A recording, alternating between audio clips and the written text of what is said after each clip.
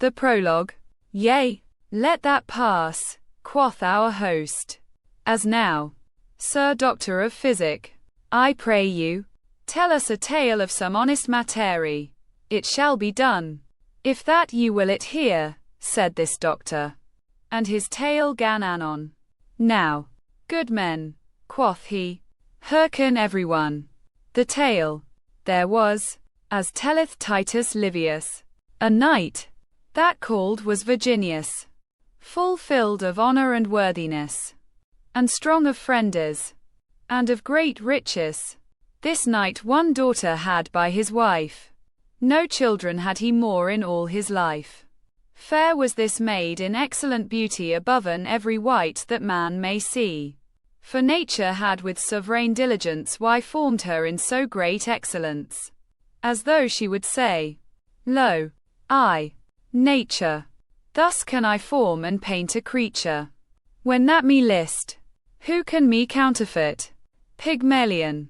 Not though he I forge and beat, or grave or paint, for I dare well sayn, Apelles, Zeuxis, should work in vain, either to grave, or paint, or forge, or beat, if they presumed me to counterfeit. For he that is the former principle hath made me his vicar general to form and paint an earthly creatures right as me list. And all thing in my cure is, under the moon, that may wane and wax. And for my work right nothing will I ax my Lord, and I be full of one accord. I made her to the worship of my Lord. So do I all mine other creatures. What colour that they have, or what figures. Thus seemeth me that nature would say, this maiden was of age 12 year and way, in which that nature had as such delight.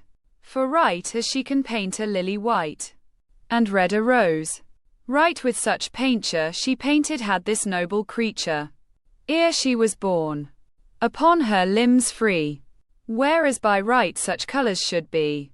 And Phoebus died had her tresses great, like to the streams of his burned heat. And if that excellent was her beauty, 1,000-fold more virtuous was she. In her there lacked no condition, that is to praise, as by discretion, as well in ghost as body chaste was she, for which she flowered in virginity, with all humility and abstinence, with all temperance and patience, with measure eke of bearing and array.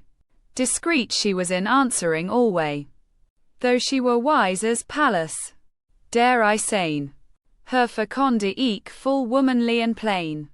No counterfeited term is had as she to seem wise, but after her degree she spake, and all her words more and less sounding in virtue and in gentleness.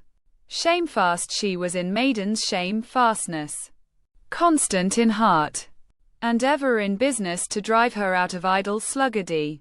Bacchus had of her mouth right no mastery, for wine and sloth do Venus increase, as men in fire will carson oil and grease.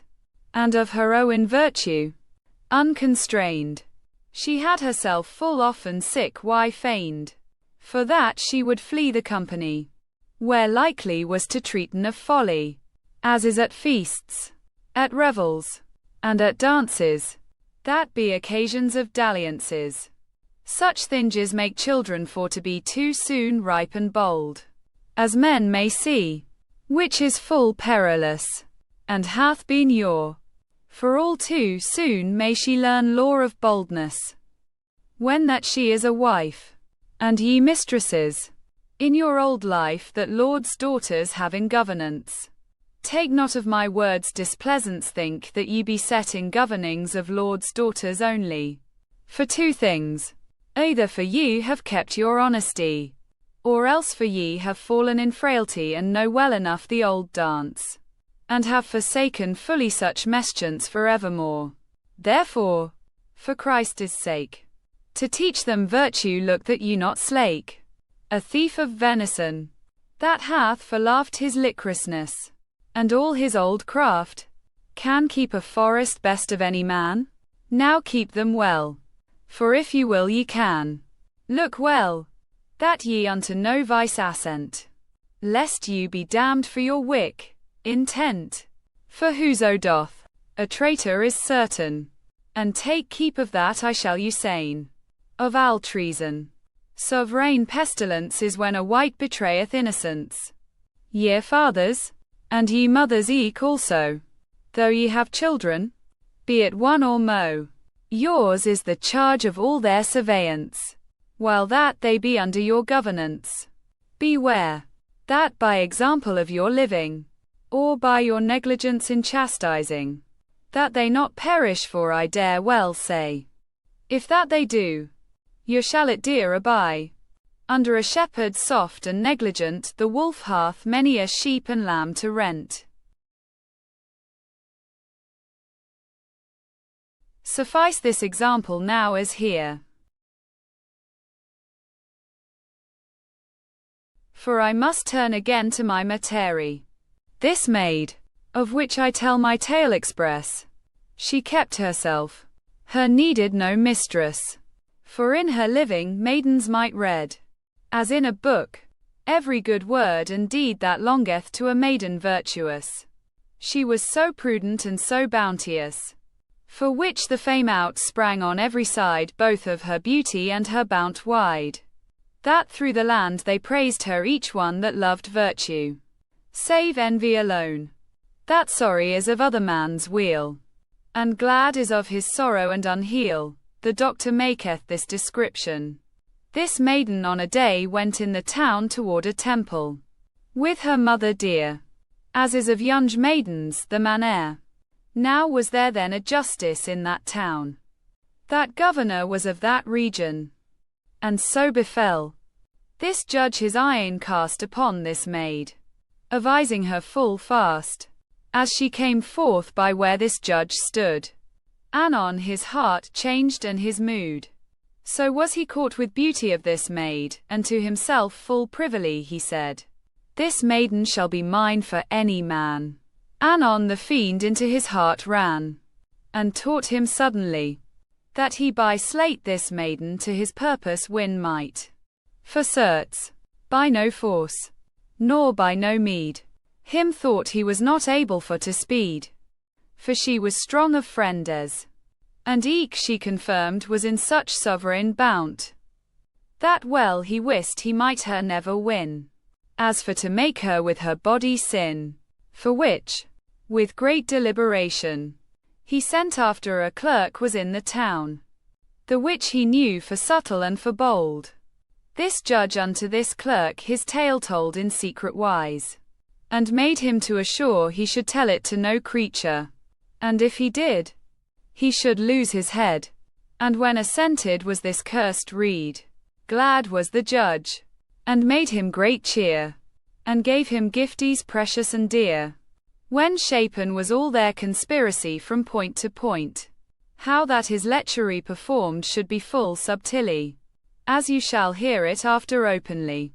Home went this clerk, that hight Claudius, this false judge, that hight Appius, so was his name. For it is no fable, but known for a storial thing notable. The sentence of its sooth is out of doubt. This false judge went now fast about to hasten his delight all that he may. And so befell, soon after on a day, this false judge, as telleth us the story, as he was wont, sat in his consistory, and gave his dooms upon sundry case. This false clerk came forth a full great pace, and said, Lord, if that it be your will, as do me write upon this piteous bill, in which I plain upon Virginius, and if that he will say, it is not thus, I will it prove, and find a good witness, that sooth is what my bill will express. The judge answered, of this, in his absence, I may not give definitive sentence. Let do him call, and I will gladly hear. Thou shalt have all right, and no wrong here. Virginius came to weet the judge's will, and right anon was read this cursed bill. The sentence of it was as ye shall hear, to you, my lord, Sir Appius, so clear, sheweth your poor servant Claudius, how that a knight called Virginius, against the law, against all equity, holdeth express against the will of me, my servant, which that is my thrall by right, which from my house was stolen on a night, while that she was full young. I will it prove by witness, Lord, so that it you not grieve. She is his daughter not. Whatso he say.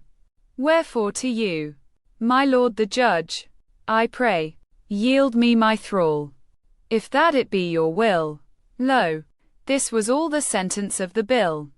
Virginius gan upon the clerk behold, but hastily, ere he his tale told, and would have proved it, as should a knight, and eke by witnessing of many a wight, that all was false that said his adversary. This cursed judge would no longer tarry, nor hear a word more of Virginius, but gave his judgment, and said thus, I deem anon this clerk his servant have, thou shalt no longer in thy house her save. Go, bring her forth, and put her in our ward, the clerk shall have his thrall. Thus I award, and when this worthy knight, Virginius, through sentence of this justice Appius, must by force his dear daughter give unto the judge, in lechery to live. He went him home, and sat him in his hall, and let anon his dear daughter call, and with a face dead as ashes cold upon her humble face he gan behold, with father's pity sticking through his heart. All would he from his purpose not convert. Daughter, quoth he, Virginia by name, there be two ways, either death or shame, that thou must suffer. Alas that I was bore, for never thou deservedest wherefore to dee'n with a sword or with a knife. O dear daughter, ender of my life, whom I have fostered up with such pleasance that thou were near out of my remembrance.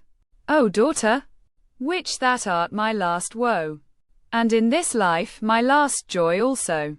O gem of chastity, in patience take thou thy death, for this is my sentence. For love and not for hate, thou must be dead. My piteous hand must smitten off thine head. Alas, that ever Appius thee say. Thus hath he falsely judged thee today, and told her all the case. As you before have heard, it needeth not to tell it more. O mercy, dear father, quoth the maid, and with that word she both her arms laid about his neck, as she was wont to do. The tears burst out of her eye in two, and said, O good father, shall I die? Is there no grace? Is there no remedy? Number, certes, dear daughter mine, quoth he, then give me leisure. Father mine, quoth she, my death for to complain a little space for. Pardie, Jephthah gave his daughter grace for to complain, ere he her slew. Alas, and, God it wot, nothing was her trespass, but for she ran her father first to see, to welcome him with great solemnity, and with that word she fell a swoon anon, and after, when her swooning was gone, she rose up, and unto her father said, Blessed be God, that I shall die a maid. Give me my death, ere that I have shame. Do with your child your will, in God's name. And with that word she prayed him full oft that with his sword he would smite her soft. And with that word, a swoon again she fell.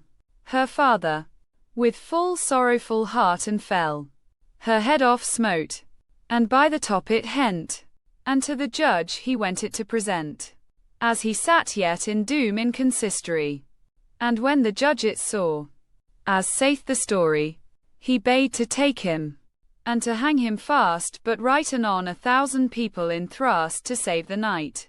For ruth and for pity for no one was the false iniquity. The people anon had suspect in this thing, by manner of the clerk's challenging. that it was by th'assent of Appius. They wist well that he was lecherous. For which unto this Appius they gone, and cast him in a prison right anon, whereas he slew himself. And Claudius, that servant was unto this Appius, was doomed for to hang upon a tree, but that Virginius, of his pity, so prayed for him, that he was exiled, and else certes had he been beguiled. The remnant were hanged, more and less, that were consenting to this cursedness. Here men may see how sin hath his merit. Beware. For no man knows how God will smite in no degree, nor in which manner wise the worm of conscience may agrise of wicked life, though it so privy be, that no man knows thereof, save God and he. For be he lewd man or else leered, he knows not how soon he shall be afeared. Therefore I read you this counsel take, forsake sin, ere sin you forsake.